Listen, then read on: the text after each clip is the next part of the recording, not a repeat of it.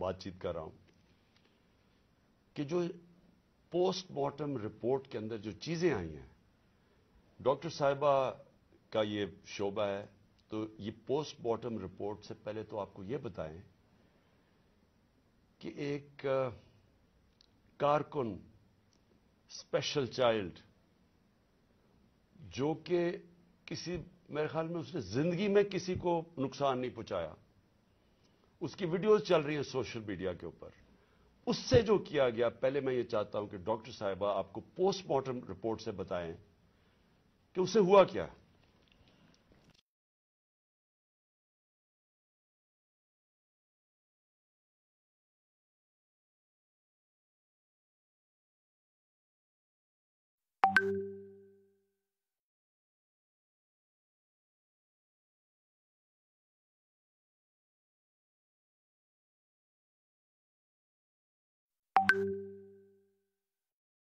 रोजाना मुलाकात होती, एक सादा लॉ इंसान, इससे कभी किसी को कोई नुकसान नहीं दिया, कभी किसी को कोई तकलीफ नहीं दी, हमेशा प्यार से वो बात करता था, सबके साथ वो मिलता जुलता था। उस बच्चे के ऊपर इतना जुल्म और तशद्दुद हुआ। जब मैंने ये पोस्टमार्टम रिपोर्ट पढ़ी तो मेरा दिल दहल गया कि ये जिन लोगों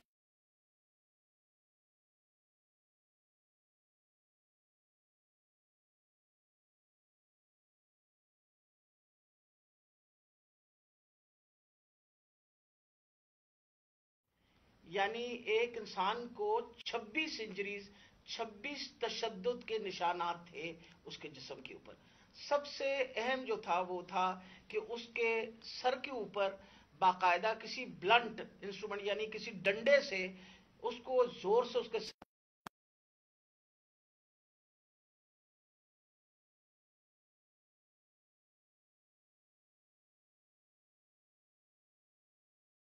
के साथ उसके जो जिस्म के ऊपर उन्होंने तशद्दुद किया, खास तौर पे पेट के एरिया में, तो उसकी वजह से उसकी तिल्ली और उसका जो जिगर था वो भी फट गया और उसकी वजह से इंटरनल हेमरेज शुरू हो गई।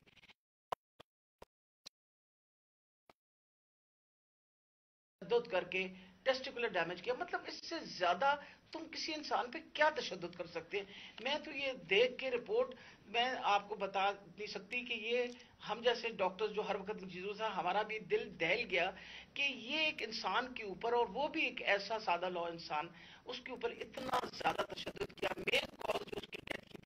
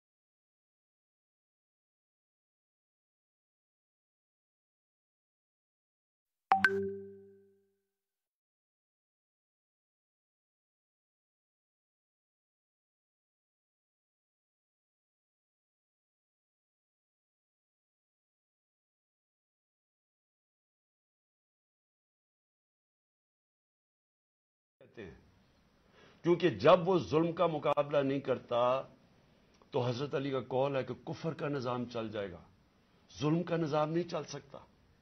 ये हमारे निजाम के ऊपर ये जो डॉक्टर साहिबा ने अभी पढ़ के सुनाया है, मैं आपको ये यकीन दिलाता हूं कि ये सब आप समझ लें, अगर एक कौम इसके ऊपर अपनी आवाज बुलंद नहीं करेगी और जो कमजोर तरीन जहाद है कि जुबान से इसके खिलाफ नहीं बोलेगी, तो ये कौम को जीने का हक नहीं देता अल्लाह।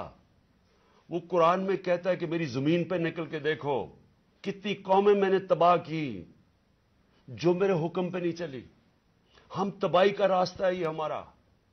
یہ جو پاکستان سے ہو رہا ہے، میں نے ہوتا ہوگا دہشت گردوں سے، شاید ملک کے غداروں سے، اس طرح کی چیزیں ہوتی ہوں. میں نے اپنی زندگی میں کبھی اس طرح کے واقعہ نہیں دیکھے کہ پہلے ایک کارکن ہے، پھر وہ اسپیشل چائلڈ ہے، اور پھر وہ کوئی کسی قسم کا زندگی میں اس نے کسی سے لڑائی تک نہیں کی، اس سے یہ تشدد کیا جائے. اور تشدد کیا کیا؟ سر بھی اس کا، انہوں نے کہا کہ اندر سے خون نکلنا شروع ہو گیا. اس کا جو جگر ہے اور جو اس کی جو پتا ہے، اس کو انہوں نے اس طرح مارا بے دردی سے، وہ اندر سے خون نکلنا شروع ہو گیا. لیکن اس کے پرائیویٹ پارٹس، یعنی اس کے اوپر تشدد کیا ہوا. میں ایک اور قرآن کی آیت ہے، اللہ کہتا ہے کہ انسان کو کہ میں نے تمہیں اشرف المخلوقات بنایا، سب سے عظیم مخلوق، جو انسان کا درجہ فرشتوں سے بھی اوپر چلا جاتا ہے. اگر انسان اللہ کے حکم پہ چلے وہ فرشتوں سے اوپر چلا جاتا ہے. لیکن وہی قرآن میں لکھا ہے وہ جب وہ گرتا ہے وہ جانوروں سے بھی نیچے چلا جاتا ہے. جانور بھی یہ نہ کریں. اور یہ جو ہمارے اوپر، جب سے میں یہ دیکھا ہے، ایک آدمی جب سے آیا ہے اس کو ایک پوزیشن پہ لگایا ہے، میں نام نہیں لیتا کیونکہ پھر سینسر ہو جائے گا، اس کو بھی پتا ہے، قوم کو بھی پتا ہے وہ کون ہے. جو اس نے ظلم کرنا شروع کیا سیاسی کارکنوں پہ، ایکسپرٹیز تھی اس کی کاؤنٹر ٹیررزم، دہشت گردوں سے کچھ کرتا تھا. لیکن میں سوچتا ہوں کہ وہ دہشت گردوں سے بھی یہ جو کرتا ہوگا یا جن کے اوپر شک ہوگا کرتا ہوگا، تو وہ کتنی نفرت پھیلی ہوگی ان علاقوں کے اندر. تو یہ جب سے وہ آیا، پہلے ہم نے شہباز گل کا، پہلے ہم مانے ہی نہ کہ شہباز گل سے یہ ہوا. وہ شہباز گل ابھی تک ٹھیک نہیں ہوا. جو انہوں نے اس کے اوپر تشدد کیا ہے، ایک یونیورسٹی پروفیسر پاکستان آتا ہے، چھوڑ کے ملک کے لیے ایک خواب دیکھ کے آتا ہے، اس کو جو انہوں نے ننگا کر کے جو اس کے اوپر تشدد کیا وہ ابھی تک ٹھیک نہیں ہے. کون سا وہ دہشت گرد تھا؟ پھر اعظم سواتی سے جو کیا انہوں نے. یعنی ہم اگر قوم یہ چیزیں بھول جائیں گی، ایک دن آپ کا بھی وقت آ جائے گا. ایک سینیٹر 75 سال کا آدمی، اس کو صرف ایک ٹویٹ کرنے پہ اوپر کے باجوہ صاحب شکریہ NRO 2 کا، کون سے دنیا کے ملک کے اندر یہ جرم ہے کہ شکریہ باجوہ صاحب NRO 2 کا؟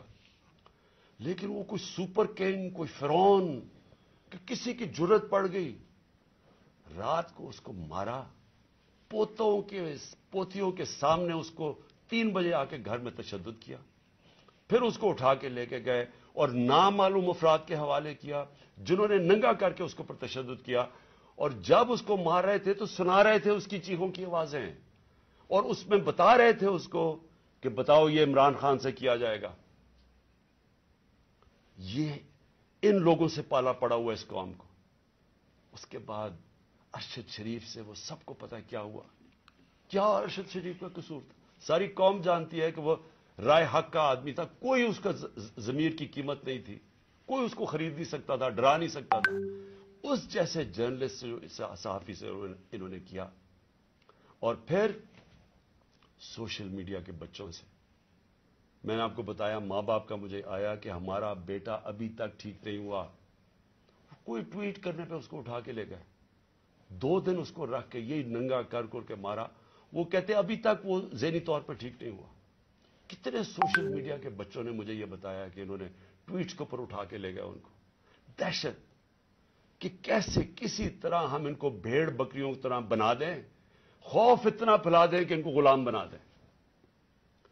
اور پھر صحافیوں کے اوپر ان کو ذلیل کرنا، ان کو یعنی عمران ریاض کو پکڑ کے اس کو جیل میں 4 چھوٹے سے کمرے میں بند کر دیا، گندے سے کمرے میں. اس کو سمیع ابراہیم جیسے صحافی کو اس کو جا کے ذلیل کرنے کو، ایاز امیر دانشور اس سے جو کیا ہے. جمیل فاروقی کو اٹھا کے وہ بتا رہا ہے ننگا کر کے، اس کو ننگا کرنے کا شوق ہے. سائیکوپیتھ ہے، میں آپ کو بتا رہا ہوں، نارمل آدمی اس طرح نہیں کرتے. یہ کوئی پرابلم ہے، کوئی ذہن کے اندر ذہنی مریض ہے جو اس طرح کا تشدد کر سکتا. اور یہ جو ہوا ہے، اب یہ ذرا کہانی سنیں، تھا کیا؟ الیکشن اناؤنس ہے 30 اپریل کو. میں بار بار کہہ رہا ہوں کہ جب الیکشن اناؤنس ہو گیا تو ایک پارٹی نے اپنی لانچ کرنی تھی کیمپین. آگے دن تھوڑے سے ہیں، روٹ اپروو ہوتا ہے، ڈاکٹر صاحبوں کو پتا ہے، ان کسے طے ہوتا ہے اچھا اس روٹ پہ جانا ہے. ان کو کہتے ہیں جی تھوڑا سا آپ کو دہشت گردی کا خطرہ ہے، آپ کو دھیان رکھنا پڑے گا، تو دھیان رکھیں. حماد اظہر سے روٹ اپروو ہوتی ہے کہ یہ روٹ ہے، آپ کو فکر نہ کریں، اس روٹ پہ آپ نکل جائیں. سب کچھ طے ہو گیا، لوگوں کو بلا لیا، ریلیز آ رہی ہیں، جناب ہم نے اپنی لانچ کرنی ہے کیمپین. ایک دم صبح نہ پتا نہ کچھ ہوا، ایک دم پولیس پہنچ گئی، ناکے لگ گئے. پھر یہ نہیں انہوں نے کیا، ڈاکٹر صاحب یہ گواہ ہیں، یہ تو اپنی طرف سے آ رہے تھے ایک ریلی لے کے، آگے ناکا نہ انہوں چپ کر کے کھڑے ہیں وہاں. ان کے اوپر واٹر کینن شروع ہو گئی، پھر آگے گاڑیاں توڑنی شروع ہو گئے، ان کے اوپر چارج کر دیا، لوگوں کو مارنا پیٹنا شروع کر دیا. ساری ویڈیوز ہیں، گاڑیاں توڑ رہے ہیں آ کے. اور پورا پلان بنا ہوا تھا کہ اس دن انہوں نے اور لاشیں گرانی تھی. ہماری یہ آرڈر کر رہے ہیں ان کے لوگ کہ مارو ان کو یہ کرو، لاشیں گراؤ، کوئی فکر نہیں پڑتا، کیونکہ پلان کچھ اور تھا. پلان یہ تھا کہ الیکشن سے نکلنا، اور دوسرا عمران خان کے اوپر یہ ڈالنا، یہ اور یہ ڈال دیا بیچارے. ضلع شاہ کا کیس 302 میرے اوپر قتل کا کیس ڈال دیا کہ میں نے اس کو قتل کیا. یعنی اگر ان بیوقوفوں میں عقل ہو، ایک تو عقل کی بڑی کمی ہے اس وقت، پتہ نہیں کون ان کو ایڈوائز کر رہا ہے. آپ مارتے ہیں، ساری قوم دیکھ رہی ہو، پھر میں اپنے اور قتل کسے کروں گا؟ ضلع شاہ کو.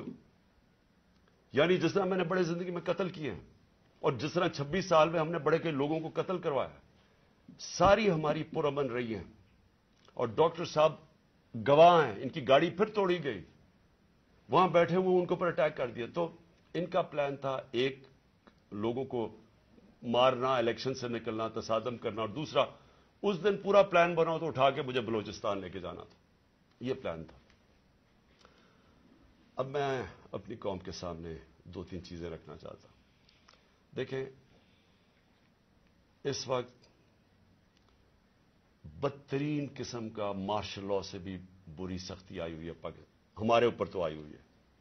وہ دوسرے جو مرضی کرتے پھریں، پولیس اسکورٹ ان کے ٹیکس پیئر کے پیسے پہ وہ اپنی کیمپین کر رہی ہے، کوئی پوچھنے والا نہیں ہے، بلکہ پوری مدد کی جا رہی ہے.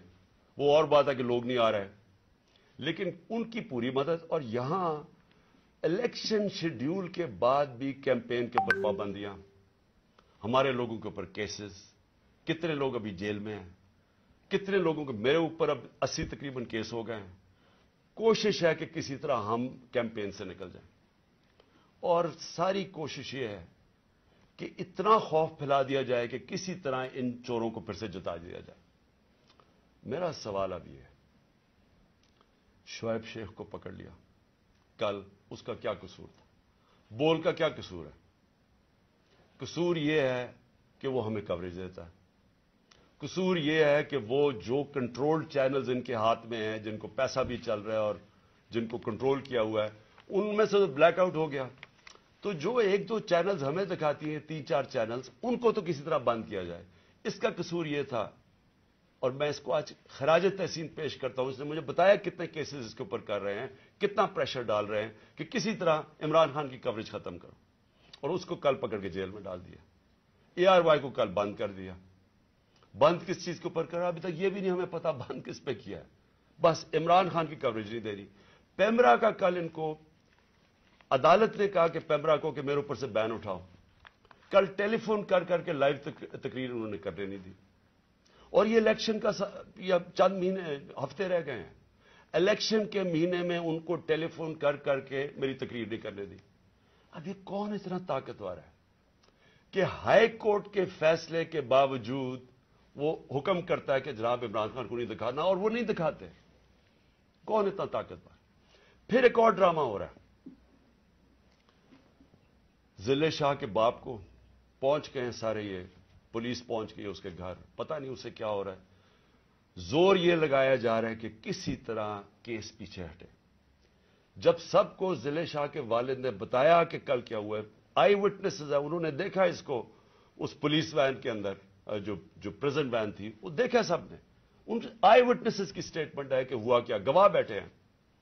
उसके बावजूद कोशिश की जा रही है कि जी एक्सीडेंट हो गया या कोई और वजह बता दे उसके मरने की। ऊपर से 302 का मतलब कि मेरे ऊपर डाल दिया केस।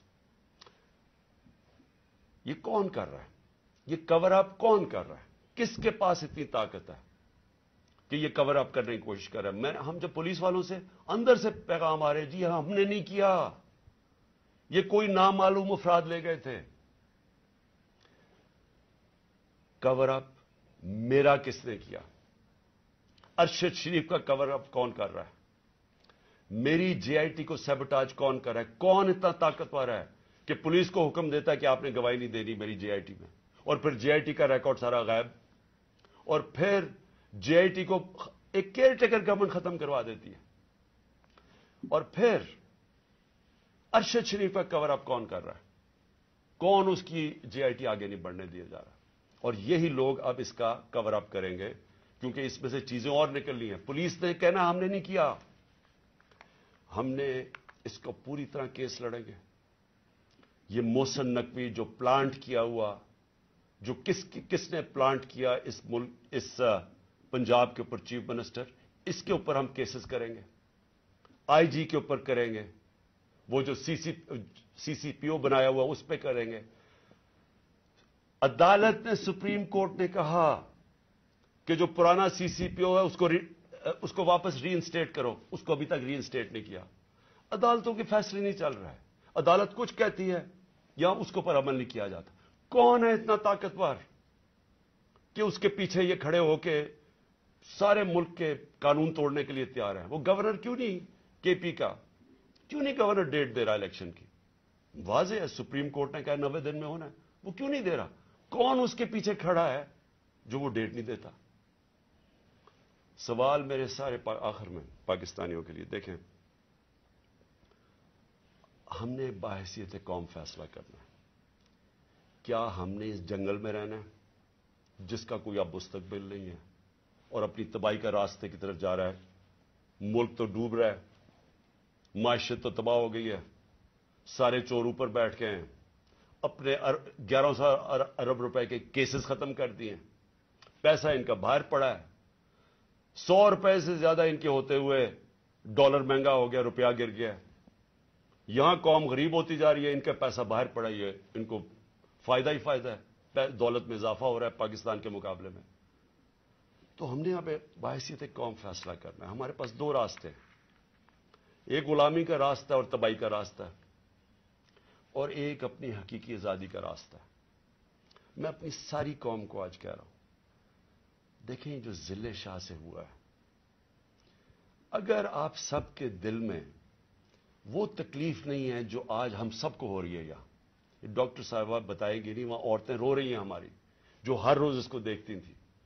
इसने 4 महीने हमारे साथ उधर धरने पे गुजारे, आज से 8-9 साल पहले जब 2014 में हमने धरना किया, 4 महीने ये वहां बैठा रहा।